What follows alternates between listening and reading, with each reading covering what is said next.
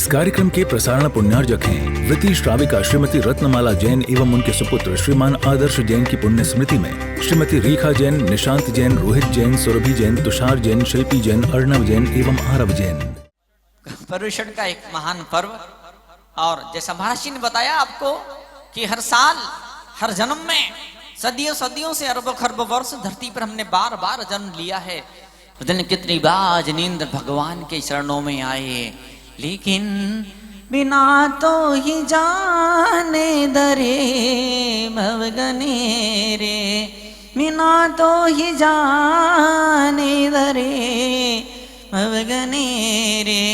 हमने भगवान को नहीं जान पाए, अपने आप को नहीं जान पाए। जो अपने आप को नहीं जान पाता, वो किसी द्रव्य किसी पदार्थ को वो नहीं जान पाता है। जिसे खुद के दिल में चोर बैठा होता है, औरों को चोर समझता है। जो खुद हिम्मत वाला साहसी बहादुर होता है, वो औरों को उस रंग से देखा करता है। जो चश्मा अपने दिल की आंखों पर लगाते दुनिया उस रंग में रंगी हुई नजर आती है।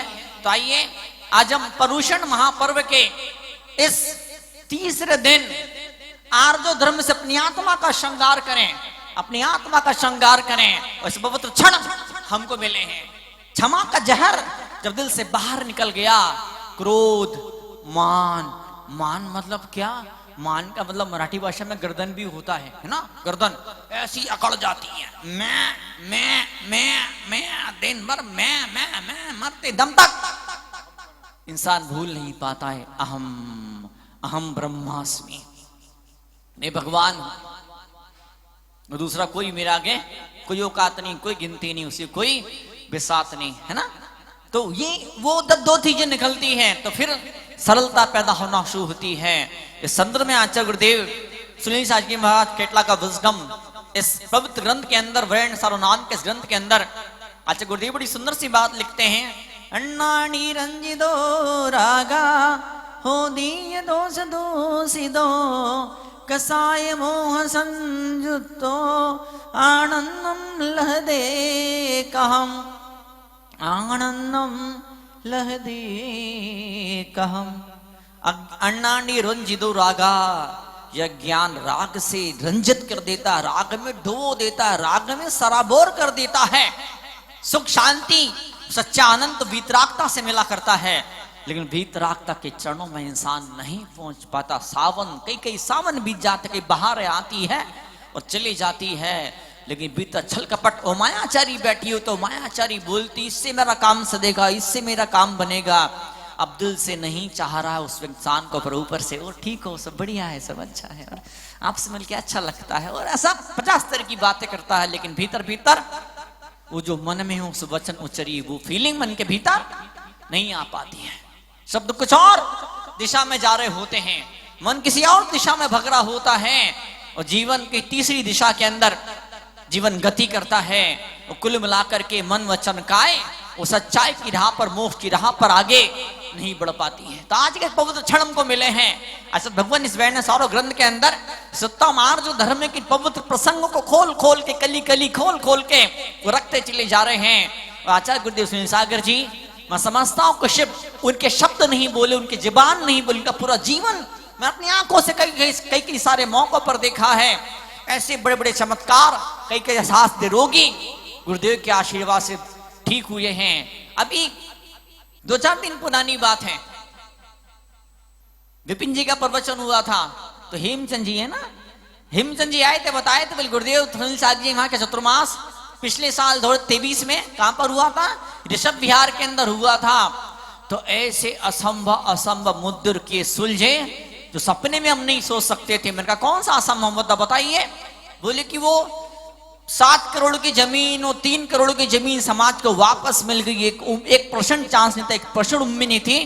वो जादू गुरुदेव के आशीर्वाद में है। कोई तंत्र, कोई मंत्र, कोई जादू, कोई टोना, कुछ भी न, कोई गंडा है न कोई ताबीज है। जब कोई सच्चा साधक तपस्या और त्याग और ज्ञान और ध्यान की उस पवित्र गंगा में जब गोते लगा देता, अपने अंतर मन में, अपनी अंतरात्मा के भीतर उस आनंद को पाना जब शुरू कर देता है, तो बाहर की दिक्कतें, बाधाएं, मुसीबत, तकलीफें अपने आप दूर हो जाया करती हैं। कल ही परसों भी 2-4 दिन पहले प्रवेश जी मेरे पास में आए थे। अभी किशनगढ़ गुरुदेव का चतुर्मास चल रहा है, उस मार्बल की नगरी में वहां पर गए थे, तो गुरुदेव किसी कमंडल नहीं देते हैं, न कमंडल प्रवेश जी को दे दिया। बोले चलो, इशारा किया, चलो मौन पूर्वक आते हैं, मौन पूर्वक जाते हैं शुद्धि करने के लिए। जब गए तो हाथ में कमंडल था, तकरीबन कमंडल भरा हुआ था। गुरुदेव ने शुद्धि करी। फिर जब शुद्धि वो प्रक्रिया समाप्त हुई, तो जो हाथ धोना है, इसे कोहनी से नीचे हाथ धोना है, पैर धोना है, घुटने से नीचे पूरा मुंह धोना है, वो धोया। फिर और 10-15 लोग, 25 लोग आ गए, ऐसी छोटे छोटे डब्बियां कटोरियां ले लेके आ गए। तो वो समझ नहीं पाए क्यों आए हैं लोग।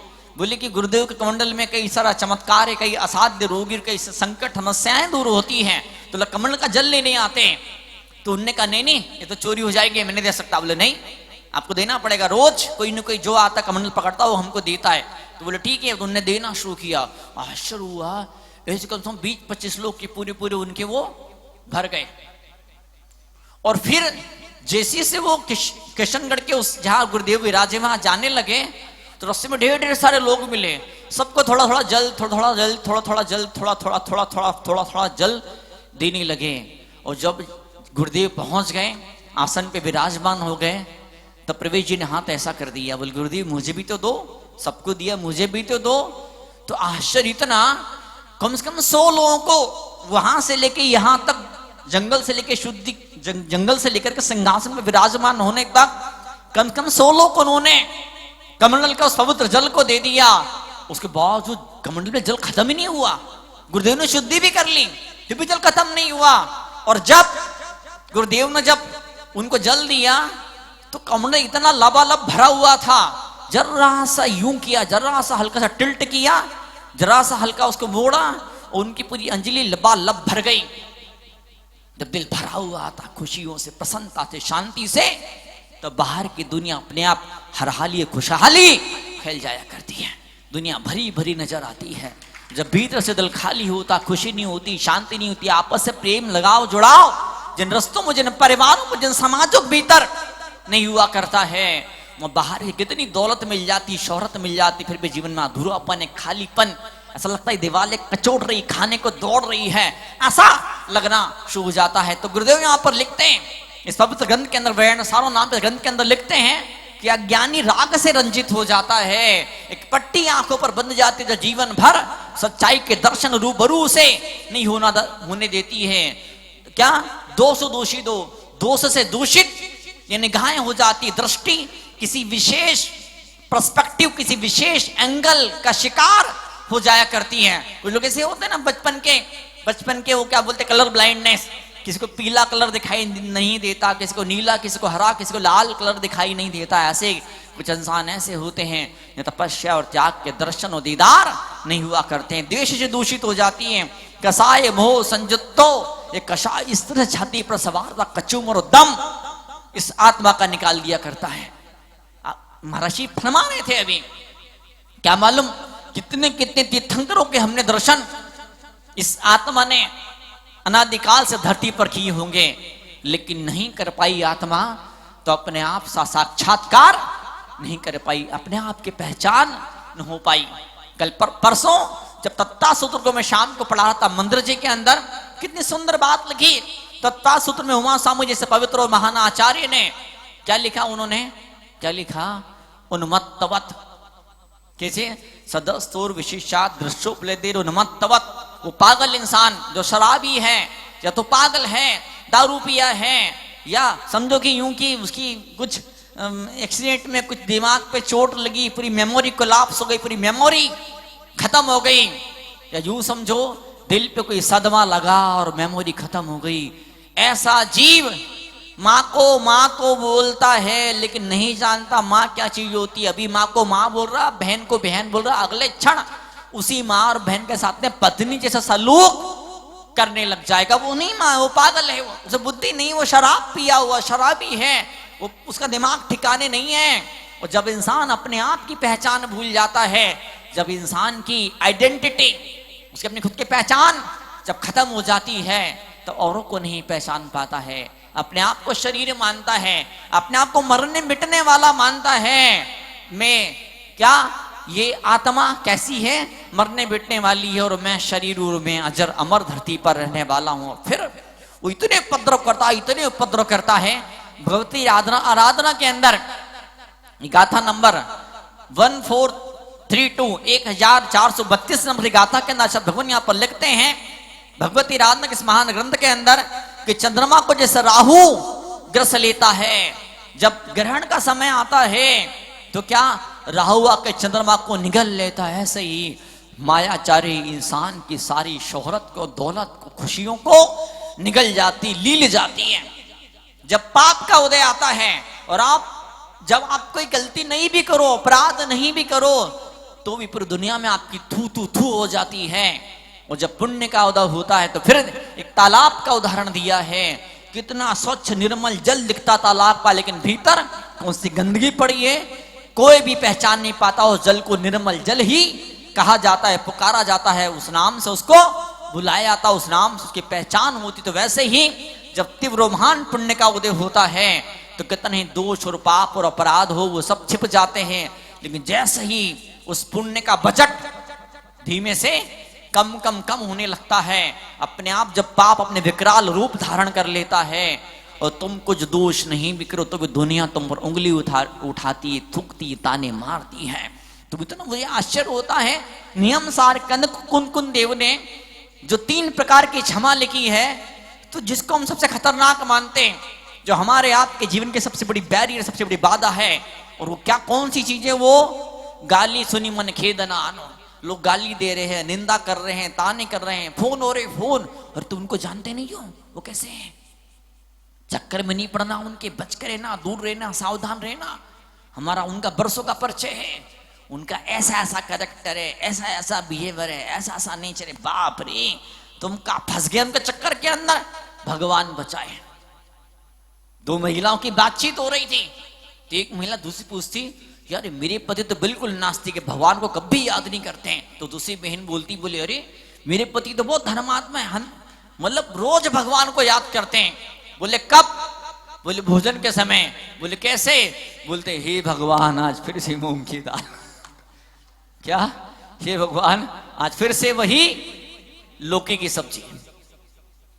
भगवान को याद तो करना जरूरी होता है, और हम इन क्षणों में यहां पर आए हैं सच्चे दिल से परमात्मा की याद करने के लिए।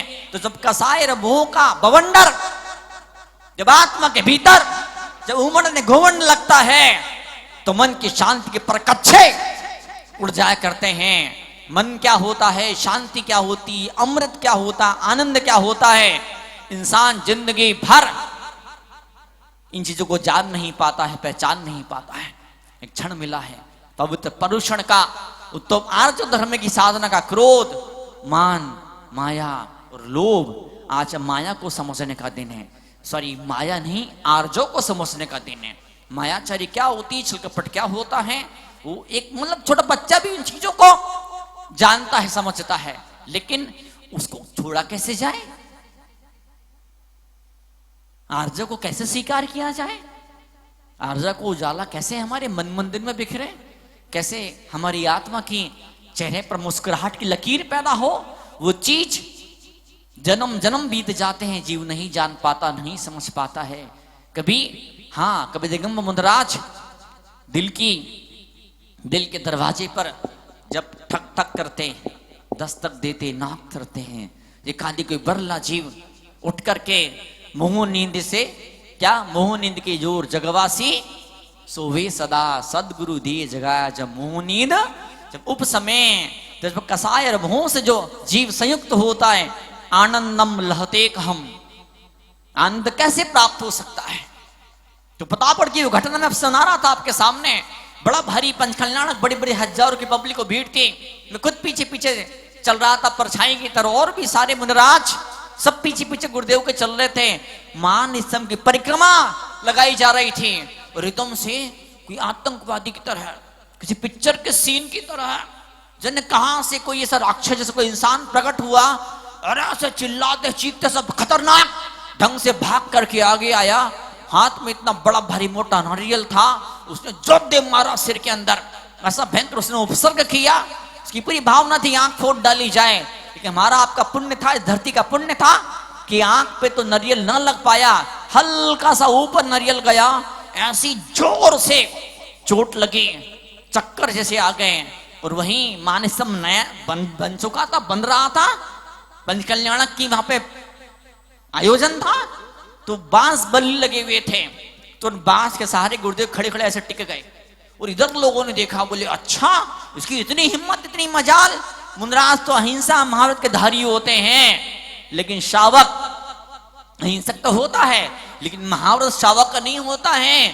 देव पर, गुरु पर, धर्म पर जब जब जुल्म होते, अत्याचार होते, शावक तलवार भी उठा ले, तलवार का उपयोग भी कर ले, तो उसे कहीं कोई दोष नहीं होता है। शावक ने पकड़ा, उसको इतना मारा, इतना मारा, इतना मारा, खून सा उसका खून नाक से, मुंह से खून उसको निकलने लगा। जैसे गुरुदेव को होश आया, जैसे गुरुदेव की आंखें खुली, 5-7 मिनट के बाद उन्हें देखा लोग चल रहे थे, लोग चीख रहे थे, ऐसे पूरी पब्लिक भीड़ टूट पड़ी। कई लोग छाती पड़ के, पेट पे चढ़ के, पेट पे चढ़ के, जगह से उसको मुक्के उसको मारे जा रहे थे। उसको लातों से, घूंसों से, चप्पलों से, उसको कुछ दादियां उसको चप्पल से मार रही थी। गुरुदेव ने इशारा किया, मत मारो, मत मारो। बताओ, इतना उपसर्ग करने वाला जीव, सो गुरुदेव उसको बोलते नहीं, इसको मत मारो, अज्ञानी जीव है, कोई बात नहीं, भूला हुआ या भटका हुआ वापस लौट करके आएगा। सो हॉस्पिटल में उसको एडमिट कर दिया गया। पुलिस वाले भी आए, गुरुदेव ने मना कर दिया, कोई को सुनी, तुम अपने वापस जाओ। एसपी गुरुदेव के परम भक्त थे, वापस कर दिया। कालूराम जी रावत, मुझे आज भी नाम याद है। बरसों तक गुरुदेव की, आज भी गुरुदेव की सेवा में है, और ऐसी सारी ऊंचाइयां जीवन को उनको प्राप्त हुई है। तो जो कहाँ है, वो जबान नहीं बोल रही है, जीवन बोल रहा होता है। तो ऐसा जीव जो जबान पे कुछ और होता, दिल में कुछ होता, ऐसा जीव कैसे आनंद की प्राप्ति कर सकता है? नहीं प्राप्ति कर सकता है। मुंह को चीज पर फोकस करना चाहिए आपको। बाहर की छोटी मोटी चीजों में उलझोगे तो आप अपने आप तक नहीं पहुंच पाओगे। पति घर पे फोन करता पत्नी को, सुनती हो मेरे पैर में जोर से खील लग गई, भयंकर खून निकल रहा है। पत्नी बोलती है, ना तुम घर में मत आना, अभी मैंने फर्श धोया है, तुम्हारे पैर के खून से मेरी फर्श कैसी हो जाएगी, गंदी हो जाएगी। लोग पति के पैर से खून निकल रहा, तो चिंता नहीं है उसको, चिंता काय को, उसको फर्श गंदगी की चिंता है। ऐसा नहीं होना चाहिए। इस कार्यक्रम के प्रसारण पुण्यार्जक हैं वृति श्राविका श्रीमती रत्नमाला जैन एवं उनके सुपुत्र श्रीमान आदर्श जैन की पुण्य स्मृति में श्रीमती रेखा जैन, निशांत जैन, रोहित जैन, सुरभि जैन, तुषार जैन, शिल्पी जैन, अर्णव जैन एवं आरव जैन।